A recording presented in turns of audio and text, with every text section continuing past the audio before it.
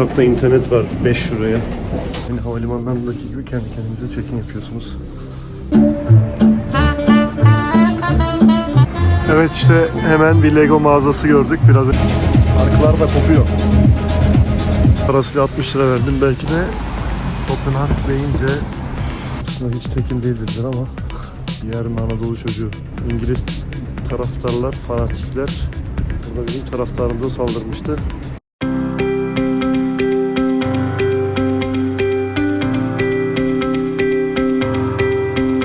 Danimarka videosunu burada Helsinki havalimanından başlatıyorum. Şimdi birazdan Helsinki'den Danimarka'nın başkenti Kopenhag'a doğru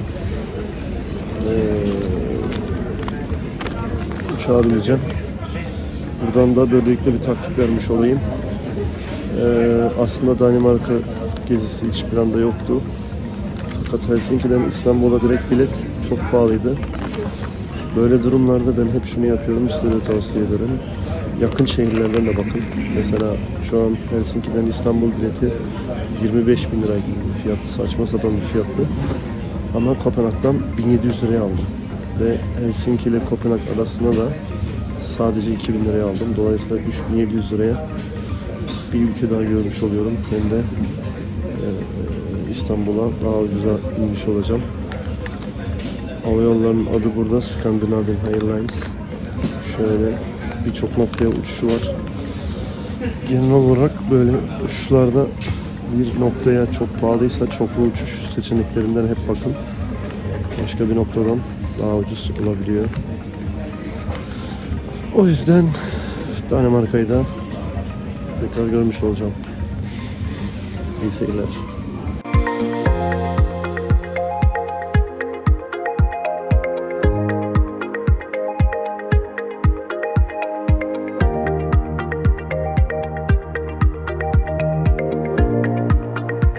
Evet, şu anda Kopenhag havalimanına indim. Uçak gayet güzeldi. Hatta Scandinavian Airlines'a geldim. Hatta uçakta internet var 5 euroya. Uçakta internet olayını da deneyimlemiş oldum. Gayet hızlı. İlk defa uçakta internete girdim. Kopenhag havalimanındayım. Şimdi buradan metroyla şehir merkezinde bir tane otel ayarladım. Oraya gideceğim. Ve kısa süre içerisinde birçok görülebilecek noktayı sizlere göstermeye çalışacağım. Havalimanında indikten sonra noktalardan şöyle bir metro bileti alıp şehir merkezine gidebilirsiniz.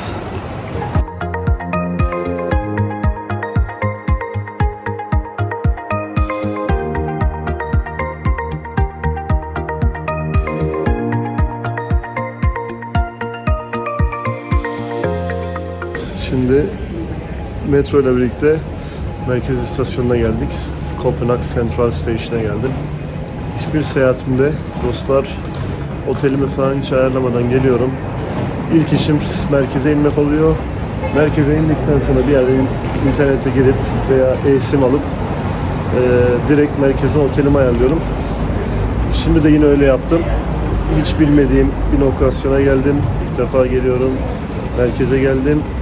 Otel ayarladım. Şimdi merkeze en yakın otelleri sıraladım. Yine en uygun olanlarından. Şimdi buradan otele yürüyeceğim. Sonrasında eşyalarımı bırakıp hemen dışarıya çıkacağım. Bu da daha önce hiç çıkmamış olan arkadaşlar için böyle küçük bir tavsiye. Evet, şimdi otele geldim. Böyle küçük bir oda. Ama ihtiyacımız olan her şeyin olduğu. Şöyle bir enteresan bir banyosu var. Nereden açılıyor? Yuvarlak şeklinde. Ha, burasıymış. Evet. Küçük, kompakt bir oda. Zaten amaç fiyat. Sen merkez istasyona çok yakın olduğun için lokasyon olarak iyi bir lokasyondaydı. O yüzden burayı tuttum. Geceliği de 50 euro. Otelin adı da Wake Up Hotel. Otelin ilginç olaylarından bir tanesi de şu.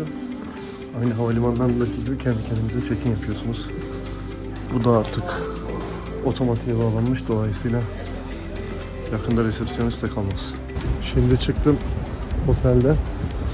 Giro yemeğe gidiyorum. Burada bir Galette diye bir yer varmış, çok meşhur. Saat 10'da da kapanıyor. Şu an saat 10'a yaklaştı. İlk başta onu yiyerek başlayacağım tura. Otele yaklaşık 15 dakika mesafede gidiyor.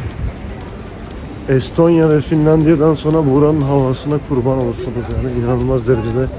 Burası da soğuk tabii ama Estonya ve Finlandiya'dan sonra burası bana inanılmaz iyi geldi. Müthiş geldi yani. Oradan tekrar video çekeceğim. Burası daha güneyde yer aldığı için tabii ki de o ülkelere göre daha sıcak. Ama ilk izlenimim hava o ülkelere göre harika. Evet. Böyle güzel binalar var. Mimari yapısı farklı. Tabii şu an için amatör çekimler yaptığımız için ben bu görüntülerin hepsini iPhone'un kamerasıyla çekiyorum. Gece görüşte çok iyi değil haliyle. Belki ilerleyen evrelerde işleri büyütürsek biraz daha profesyonel kameraya geçeriz. Biraz Kopenhag hakkında bilgi vereyim. Kopenhagen aslında Kopenhag liman demekmiş. Kopenhag da ticaret gibi bir şey. Dolayısıyla ticaret limanı demek oluyormuş. Zaten birazdan da şeye gideceğiz. Yeni liman diye en meşhur noktası var. Birazdan oraya gideceğim. Burayla alakalı meşhur bira markaları Carlsberg ve Tuborg, Kopenhag firmaları. Zaten buradaki birçok müzeyi falan da Carlsberg sübvanse etmiş. Burada çok önemli rol oynamış yani birçok noktada. Aynı zamanda Lego da bu ülkenin, zaten yine Danimarka'nın kendi dilinde güzel oyun gibi bir manaya geliyormuş herhalde. Öyle bazı meşhur markaları var.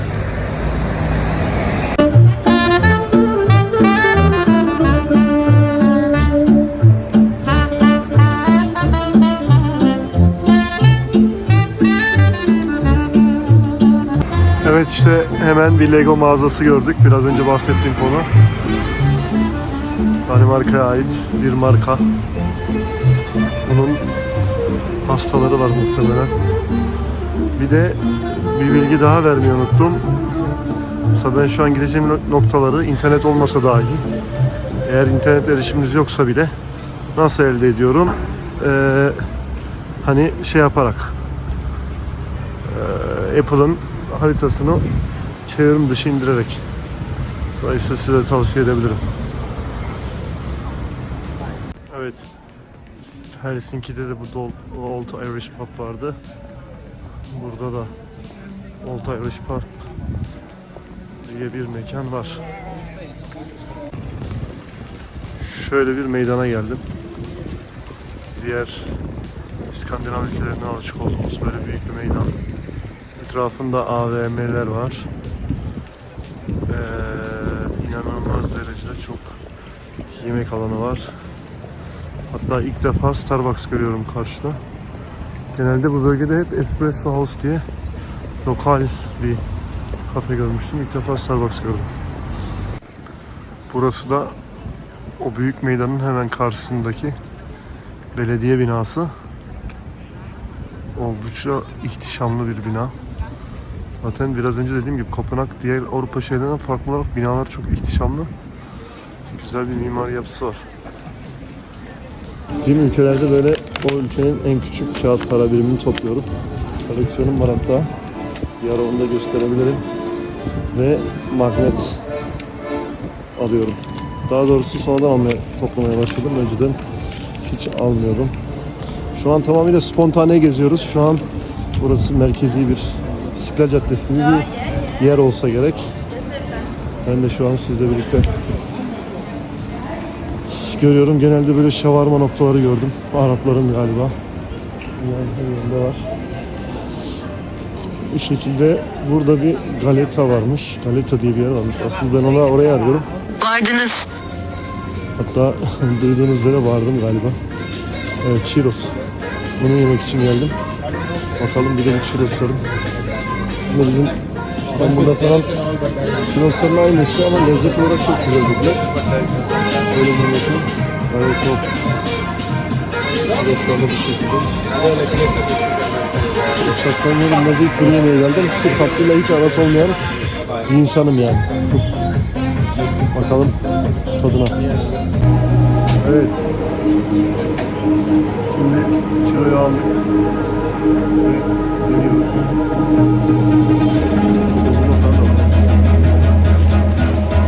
Bakalım övüldüğü kadar güzel mi?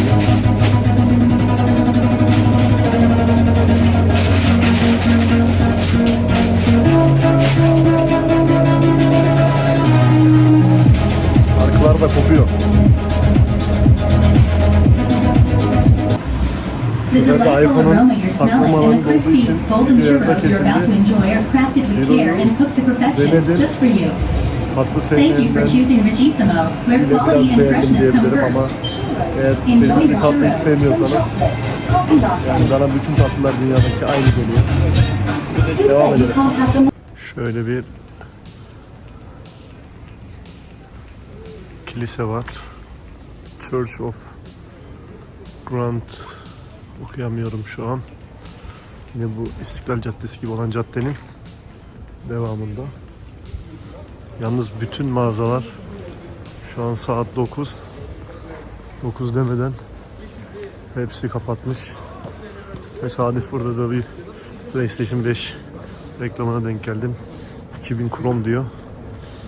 1 krom 5 TL yapıyor. Oradan yola çıkarsanız 10.000 liraya falan geliyor. Türkiye'de fiyatı ne kadar şu an bilmiyorum. Onu da öyle belirtmiş olalım. Yine Christmas için süslenmiş, hazırlanmış klasik pazar yeri. Şöyle boş bir heykel var yani. Bisiklet deyince akla Amsterdam geliyor ama yani Kopenhag gerçekten her yerde bisiklet yolları, her yerde bisiklet yolu var, her şey bisiklet için tasarlanmış. Ama gelirken okuduğum bilgilere göre böyle hemen ben de bisiklet kiralayayım moduna girmeyin. Böyle bisiklet araba gibi bir ton kuralları varmış. Kullanması zormuş diye duydum.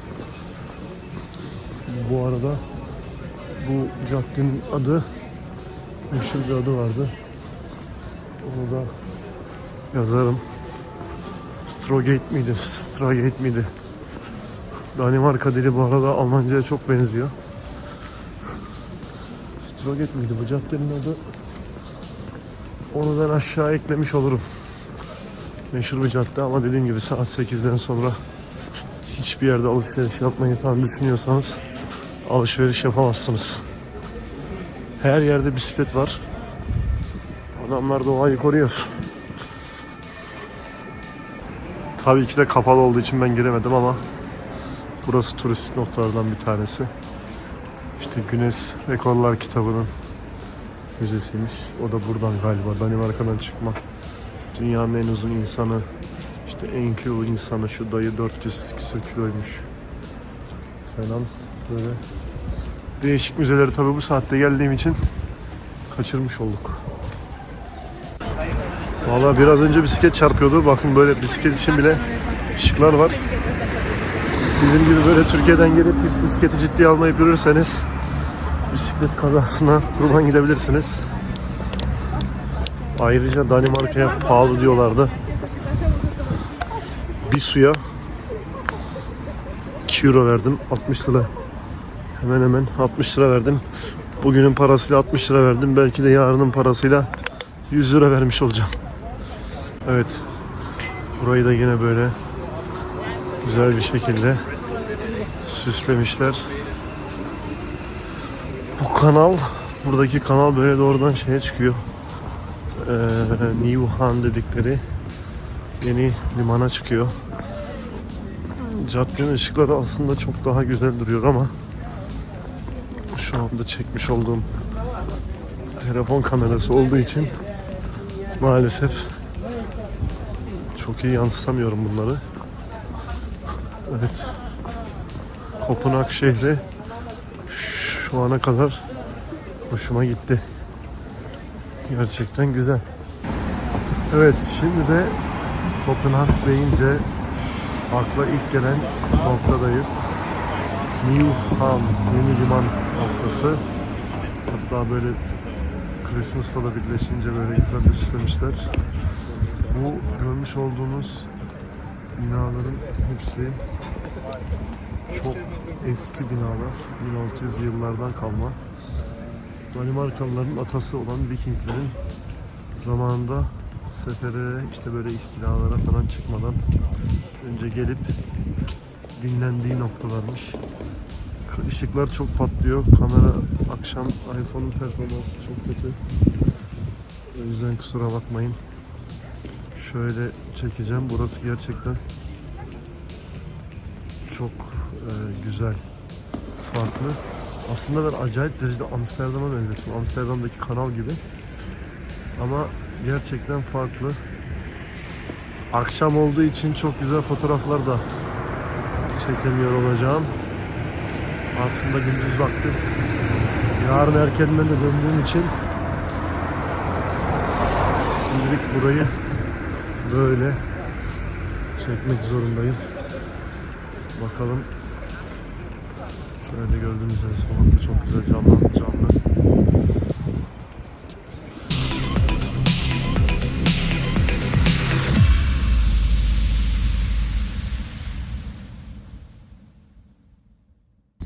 Evet. Yine böyle bir heykel var. Bu heykelin adını da yazarım. Şu sokaklardan geldim, saat şu an çok geç. Şu taraflardan geldim yürüyerek. Bayağı bir 15-20 kilometre yürüdüm herhalde. Evet, uzun süreli bir yürüyüşün ardından Kopenhag'ın ikinci turistik noktası olan ünlü yazar, masal yazarı Andersen, biliyorsunuz Danimarkalı. Kurşun Asker ve Küçük Deniz Kızı adlı da kitabı vardı küçükken. Birçoğumuz okumuştur. Onun anısına yapılmış The Little Mermaid, yani Küçük Deniz Kızı heykeli. Gerçekten çok küçükmüş. Gerçek insan boyutuna göre yapılmış. Buraya gelmek için bayağı yürüdüm. Yani böyle bir şey bekliyordum zaten. Hani gelinmesi olur mu? Tabii ki de olur. Yani hiçbir şey kaçırmazsınız hatta. Yine turistik bir nokta olmuş ama aşırı derece önemli bir şey. Önemli bir figür olduğunu düşünmüyorum açıkçası. Yine de adetten videoyu çektik. Ayrıca saat 11 şu an. Benimle birlikte 3 kişi var sadece. Böyle. Evet, tamamıyla tesadüf. Yürürken Milyum saraya geldim. Danimarka Krallığı'nın sarayı. Şöyle bir anıt da var. Evet, karşısı da giriş olsa gerek. Hatta askerler nöbet tutuyorlar. Biraz önce onlarla da konuştum. Anıtkabir'deki gibi burada da nöbet değişimi falan var. Gündüzleri belirli saatlerde gelinirse. Evet, böyle burayı da görmüş olduk. Tabii şu an saat 11 olduğu için sokakta kimseler yok.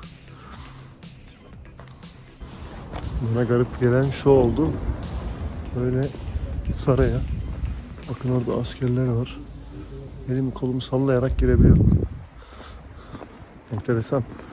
Adamların terör diye bir sıkıntısı yok herhalde. Bizim Aksaray'a böyle giriliyor mu?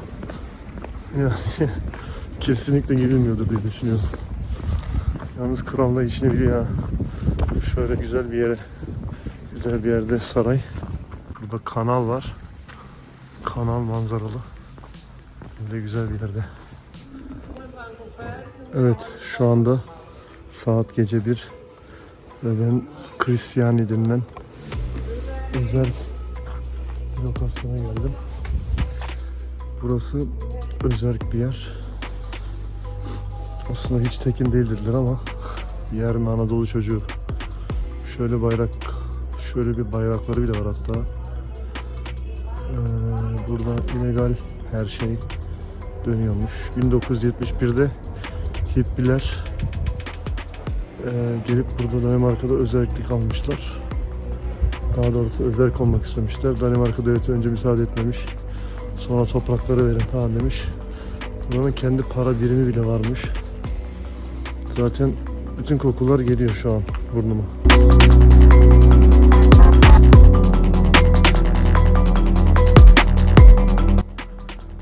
Video çekmek yasak normalde. Ama sizler için çekiyorum. İşte dünyayı hippiler yönetse şu an içeriği bok getiriyor. İçeride esrar her şey legal. Ama komün toplumları zaten hayatta kalamayacağı belli yani. George Orwell'ın Hayvan Çiftliği kitabını okursanız günümüzde komünizmin artık mümkün olmadığı aşikar. Buralarda da kamera çekiyorum, saat gece şu an 2'ye yaklaştı. Başıma şu ana kadar bir şey gelmedi ama çok tekin yerler değil, belli ediyor. Şu da bayrakları dediğim gibi 3 tane sarı nokta var. Çekeyim. Şöyle yaptırmayalım. Şu bayrakları. Evet, böyleydi. Cristiani özerk bölgesi. Ama hayret, ilk defa bir yerde Filistin desteği gördüm. Her yerde Ukrayna desteği var. O da Cristiani özerk bölgesinde. Evet, tabii bizim için Kopenhag deyince 2000 yılındaki Galatasaray'ın UEFA Kupası başarısı geliyor. Bu UEFA Kupası Kopenhag'da oynanmıştı. Hatta şu an Rathosplatz'tayız. Hatırlayacak olursanız buraya görüntülerini koyarım. İngiliz taraftarlar, fanatikler burada bizim taraftarımıza saldırmıştı. Onu da eklemek istedim. Çünkü Kopenhag bizim için sadece Galatasaray için değil, Türk futbol tarihi için de çok önemli bir şehir. Onu da buraya eklerim. O meydan bu meydan.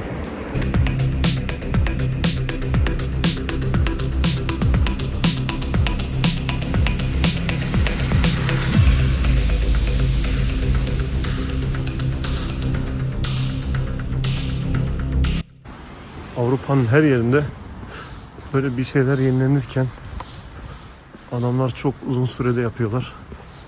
Ama sonra yıllarca dokunulmuyor. Mesela şimdi bu Kopenhag şehrinin atıyorum 1800'lerdeki hali de aynı. Şu an 2024'teki hali de 3 aşağı 5 yukarı aynıdır ama bizim Türkiye'de her şey çok hızlı dikiliyor. Binalar çok hızlı dikiliyor. Yani 5 sene sonra gidiyorsun mesela, tanıyamıyorsun o yeri.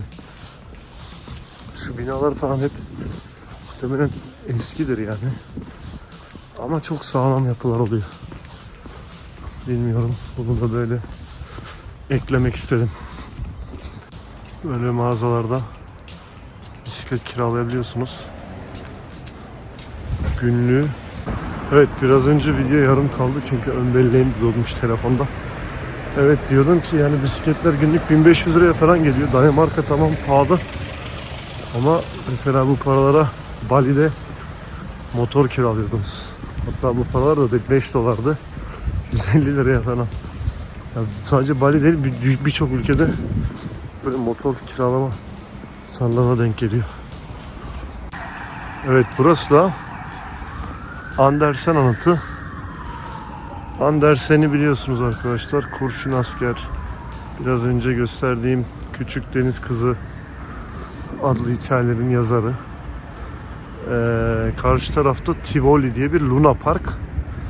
Ama yetişkinler özellikle içeride kazino falan da var. Bu anıtı Anderson adına yapmışlar. Ve Anderson'un içindeki çocuk ruhunu göstermek için de karşı tarafta Luna Park'a doğru bakan bir detayı da var.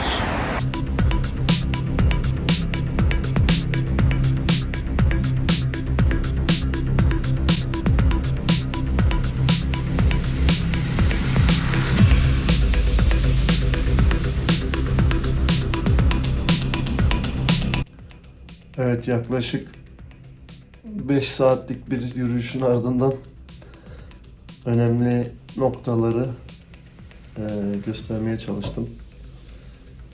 Bu arada burada Danimarka kartı diye bir şey varmış. Onu da aldığınız zaman müzelere ve birçok noktaya ücretsiz girebiliyorsunuz. Ama Danimarka kartı 60 euroymuş. Yani hesabını yapınca daha uyguna mı geliyor? Onu tam hesaplamadım. Herhalde daha uyguna geliyordur. Tek tek müzelere girmeye kalksanız. Ben zaten gittiğim yerlerde genelde müzelere girmiyorum. Sadece milli müzelere giriyorum. Çünkü böyle milli müzelerde ülkenin geçmişten günümüze kadar bütün her şeyini böyle anlatıyorlar o müzelerde. Şimdi artık saat gece 3 oldu.